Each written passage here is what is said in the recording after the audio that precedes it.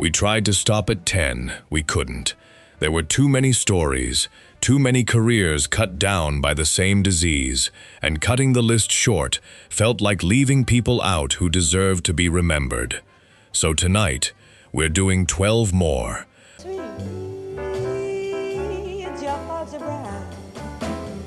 A tenor giant who got a shot at redemption from federal prison. A singer who was arrested while she was dying in a hospital bed. And a saxophonist who didn't touch drugs in his life, but died because of what people assumed about him anyway. I'm Sax Appeal, and if you haven't seen the first 10 names, go check that video after this one. It sets up everything we're building on here. For now, let's get into round 2.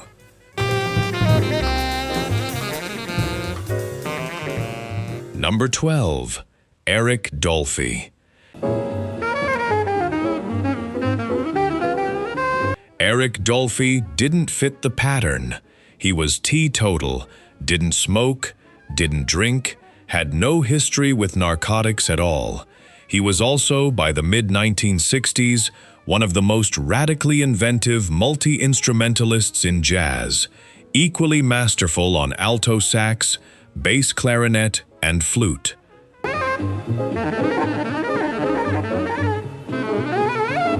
On June 28, 1964, while playing a club opening in West Berlin, Dolphy collapsed on stage. He was rushed to a hospital in a diabetic coma, nobody diagnosed, because the attending physicians made an assumption instead that a black American jazz musician found unconscious must be a heroin overdose.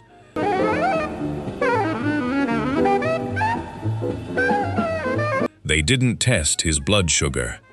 They simply left him in a hospital bed to let the supposed drugs run their course. He never regained consciousness.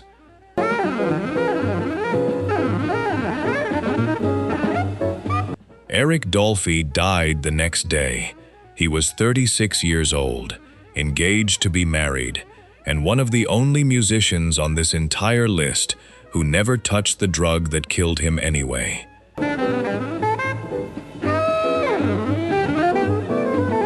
His story isn't about addiction destroying a career. It's about an era so consumed by addiction that even innocence couldn't survive the assumption. Up next, the saxophonist whose own addiction got him fired by Miles Davis, right before he became the most spiritually significant musician in jazz history.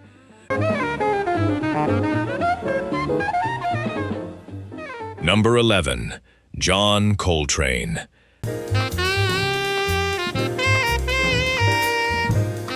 By 1957, John Coltrane's heroin and alcohol use had gotten so severe that Miles Davis, no stranger to addiction himself, fired him from his band for unreliability. It was rock bottom for a musician who would go on to become arguably the most important saxophonist jazz ever produced.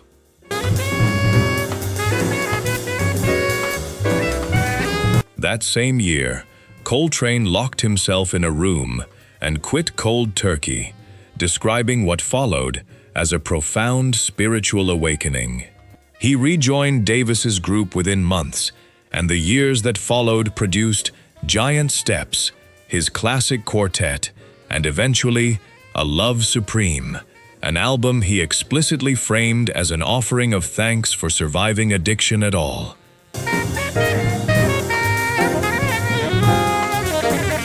Coltrane stayed clean for the rest of his life, but the body doesn't always forgive what came before. In 1967, he was diagnosed with liver cancer, a disease some doctors linked to hepatitis, likely contracted during his using years a decade earlier. He died that July at just 40 years old, a full decade after he'd beaten the addiction that nearly ended his career before it began.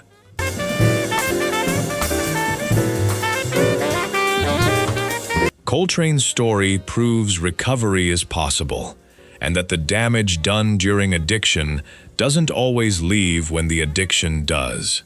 Next, the trumpet star whose comeback from heroin turned into one of the most violent deaths in jazz history, at the hands of the woman who saved him. Number 10. Lee Morgan.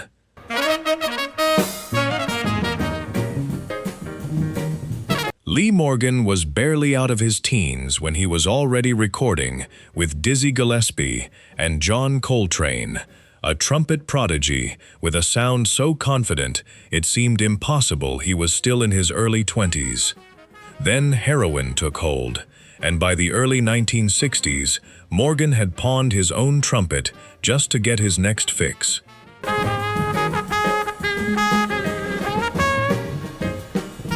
A woman named Helen Morgan found him on the street, homeless and strung out, and took him in. She got him clean, helped rebuild his career, and became his common-law wife and manager. In 1963, sober and focused, he recorded The Sidewinder, one of the biggest hits Blue Note Records ever released.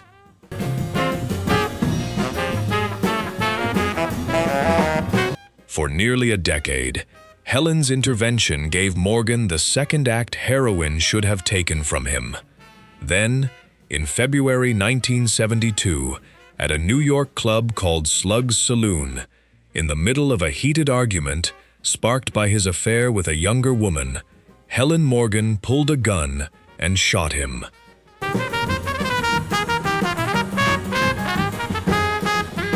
Lee Morgan died on the club floor. He was 33 years old, killed not by the drug that once destroyed his career, but by the fallout of the very relationship that had saved it. It remains one of jazz's most tragic ironies. Coming up, a European legend most American jazz fans have never even heard of, and exactly why he belongs on this list.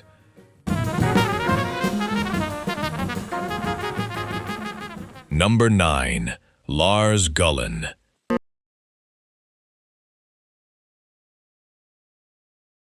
In an art form built almost entirely by American musicians, Lars Gullin did something remarkable. He became one of the greatest baritone saxophonists jazz ever produced, and he did it from Sweden. Critics ranked him alongside Jerry Mulligan and Serge Chaloff.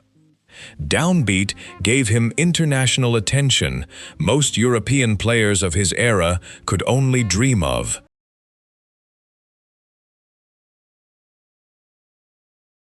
Heroin found him early, and it followed him for the rest of his career. Gigs dried up. For long stretches, Gullin survived on grants from the Swedish government just to keep making music at all.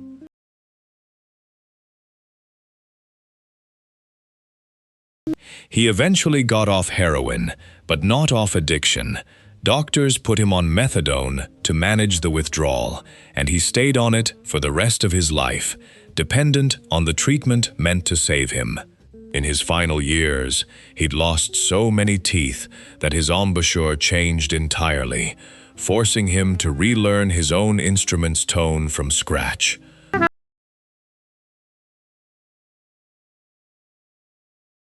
On May 17, 1976, 13 days after his 48th birthday, Lars Gullin died of a heart attack brought on by that decades-long methadone dependency.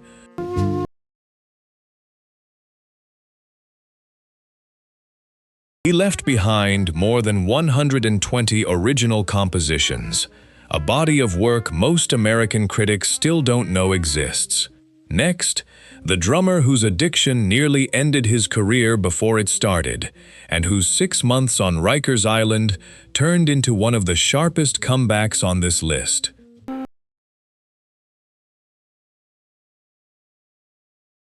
8. Elvin Jones.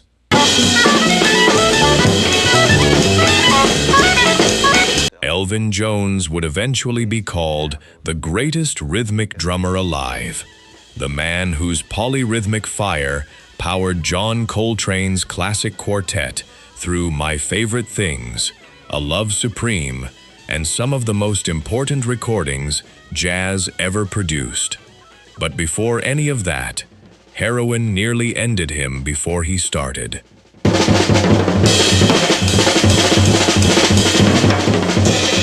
In 1959, police caught Jones with heroin in a New York hotel lobby. He was sent to Rikers Island for 6 months, sleeping in conditions so bad he later called the experience itself a kind of forced detox.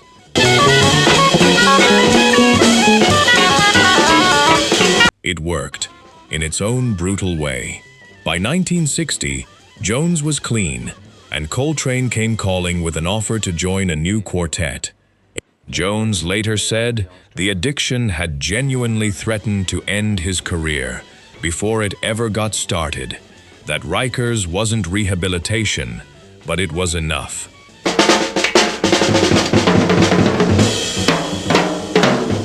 He spent 6 years anchoring one of the greatest bands jazz has ever known, then led his own groups for another 4 decades until his death in 2004. Elvin Jones is one of the few names on this list who beat the addiction fast, hard, and early. And it's exactly why he got the career everyone else on this list was fighting for. Up next, a vocal legend who nearly died of an overdose mid-career and still found 15 more years to sing about it.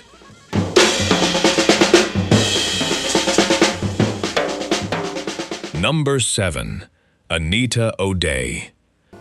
It's a shame how she could. Anita O'Day was one of the great vocal stylists in jazz, a singer who could scat with the fluency of a horn player and headline major festivals on pure vocal command.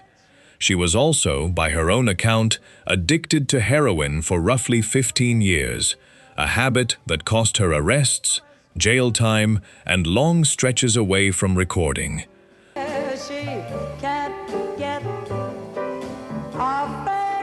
In 1966, O'Day nearly died of a heroin overdose in a Manhattan hotel room. Her heart actually stopped before she was revived. It still didn't get her clean. It took years more before she finally walked away from the drug for good.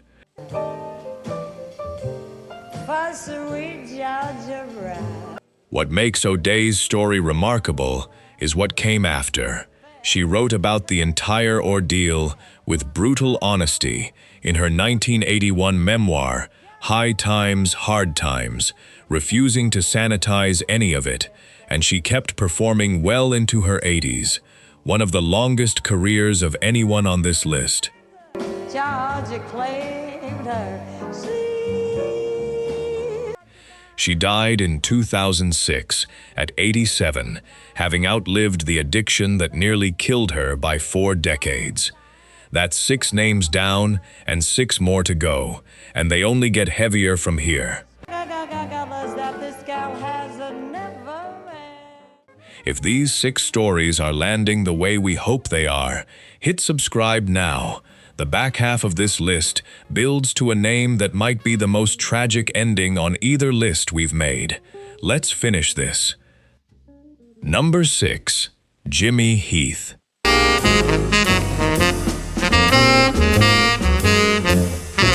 Jimmy Heath was already recording with Miles Davis and building a reputation as one of the sharpest arrangers in bebop when heroin, introduced to him during a deep depression after a breakup, took hold of his life. In 1954, he was arrested for selling the drug to fellow musicians. A short stay at a federal treatment center didn't stick.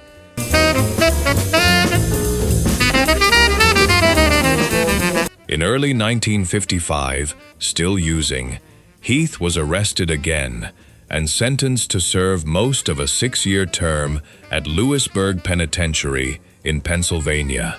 Instead of letting the sentence bury his career, Heath used it. He formed and led the prison's big band, quit heroin cold turkey behind bars, and spent his time composing.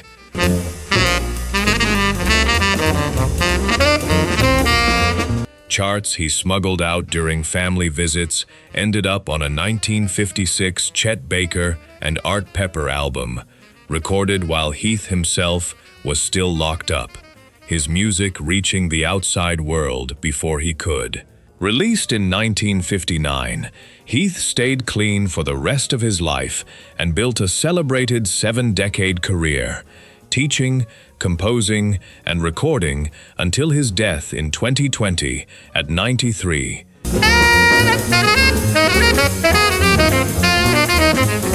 His prison sentence didn't end his story.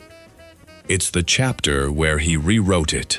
Coming up, the tenor sax legend whose heroin habit cost him nearly a decade of his career and a small fortune to Illinois prosecutors, determined to make an example of him.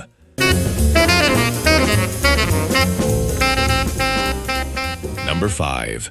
Gene Ammons.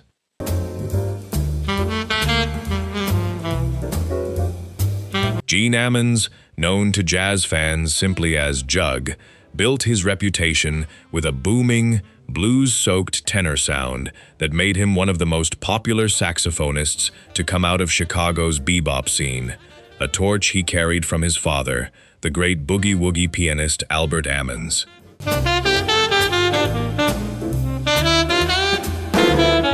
Heroin addiction took hold in the mid-1950s, and Illinois' legal system came down on him harder than almost anyone else on this list. A 1958 arrest sent him to prison for 2 years. A second arrest in 1962 resulted in a sentence of nearly 7 more, served at Stateville Penitentiary outside Chicago.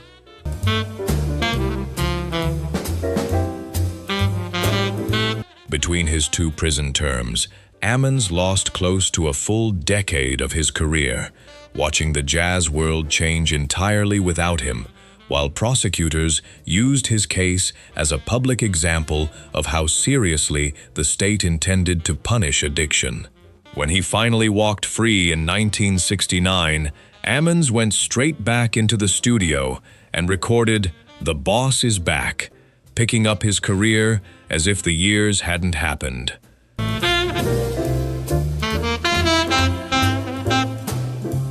He kept performing until 1974, when he died of cancer and pneumonia at just 49, a life split almost evenly between extraordinary music and a prison system that made an example out of his addiction. Next, the tenor saxophonist who checked himself into a federal narcotics hospital voluntarily and became one of the greatest redemption stories jazz has ever told. Number 4. Sonny Rollins.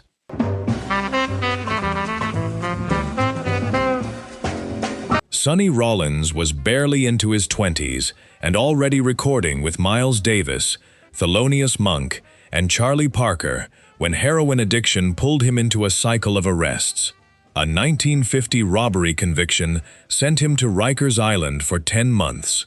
A parole violation for using heroin sent him back in 1952.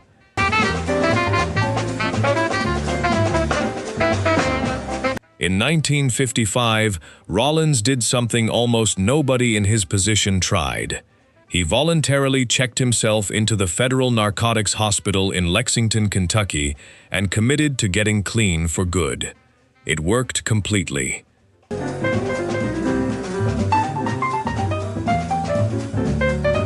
Rollins never relapsed. Within a year of walking out of Lexington, he recorded Saxophone Colossus, widely considered one of the greatest tenor saxophone albums ever made, and went on to build a 7-decade career defined by fierce discipline, yoga, meditation, and total sobriety.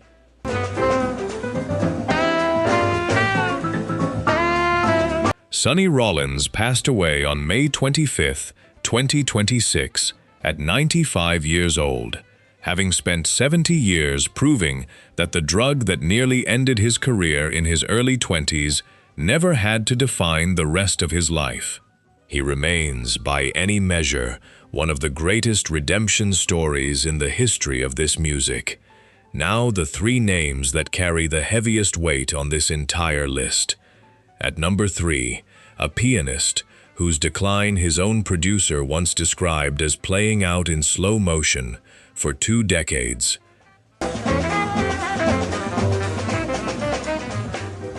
Number 3, Bill Evans.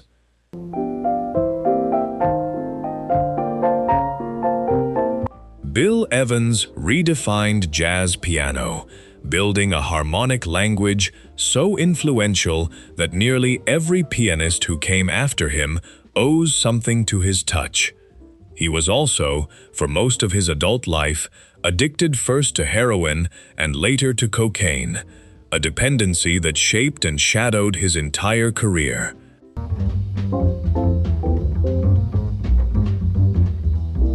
In 1961, his brilliant young bassist, Scott LaFaro, died in a car crash just days after they'd finished recording together, a loss that devastated Evans and, by most accounts, deepened his reliance on drugs rather than pulling him away from them.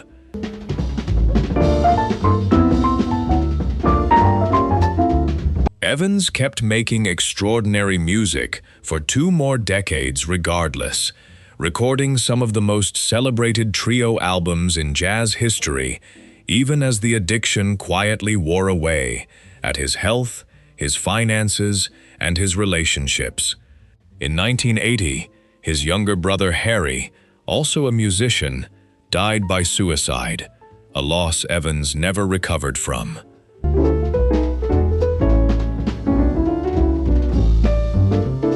Bill Evans died just months later, in September 1980, at 51, his body finally giving out under decades of accumulated damage.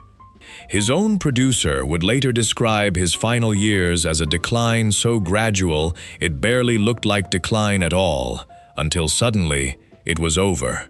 Next, the most important trumpet player in jazz history, a man who beat heroin only to spend his later decades fighting other addictions instead.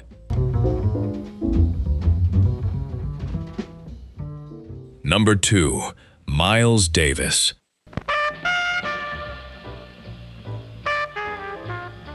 Miles Davis had already reshaped jazz once by his mid-20s, playing alongside Charlie Parker and leading his own influential groups. Then, heroin addiction took hold in the early 1950s, and for several years, one of the most promising musicians in jazz nearly disappeared into it entirely, missing gigs, pawning his trumpet, his career stalling out just as it should have been taking off.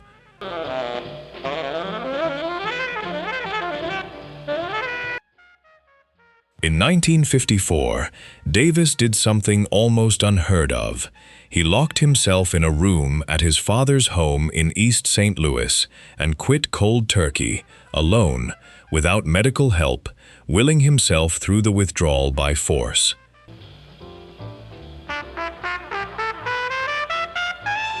It worked. Davis emerged clean and mounted one of the greatest comebacks in music history, going on to create Kind of Blue, reshape jazz multiple more times across multiple decades, and become the single most influential figure the genre ever produced.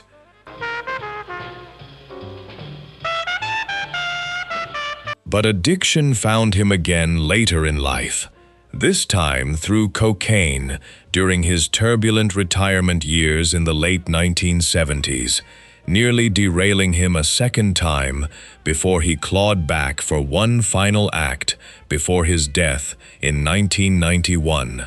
Miles Davis proved a career could survive addiction not once, but twice, setting up the one name on this list who never got that same chance.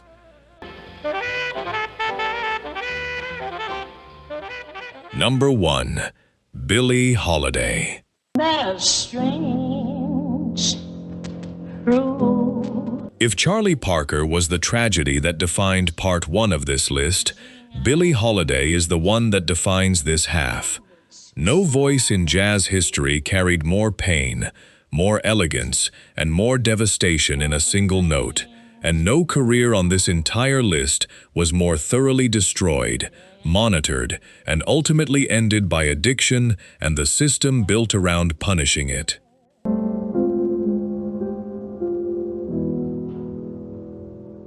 Holiday's heroin and alcohol dependency began in the 1940s, and federal narcotics agents treated her less like a sick woman and more like a target, tracking her for years, revoking her New York City cabaret license after a 1947 arrest so that she legally couldn't perform in the clubs that had made her famous.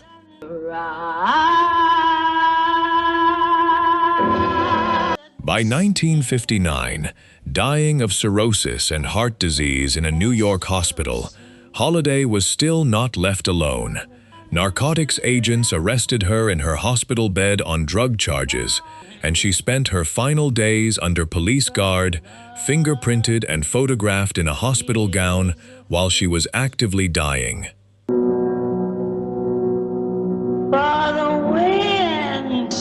Billie Holiday died on July 17, 1959. She was 44 years old. Of everyone on either half of this list, her story is the clearest example of what happens when a country decides addiction deserves punishment instead of treatment. A decision that didn't just fail to save her, it followed her all the way to her deathbed. Southern trees. Some of these names got the ending they deserved. Sonny Rollins turned Lexington into 70 more years of sobriety and genius. Jimmy Heath turned a prison cell into a comeback. Miles Davis beat the same addiction twice and reshaped jazz both times. Others never got the chance. Billie Holiday was arrested while she was dying. Eric Dolphy never touched a drug in his life and still lost everything to one. Lee Morgan survived heroin, only to be killed by something else entirely. What connects every one of these 22 stories is that the music never stopped being worth hearing, no matter what it cost the people who made it. If this one hit you the way Part 1 did, subscribe to Sax Appeal. There's more jazz history here, all of it true, all of it worth remembering honestly.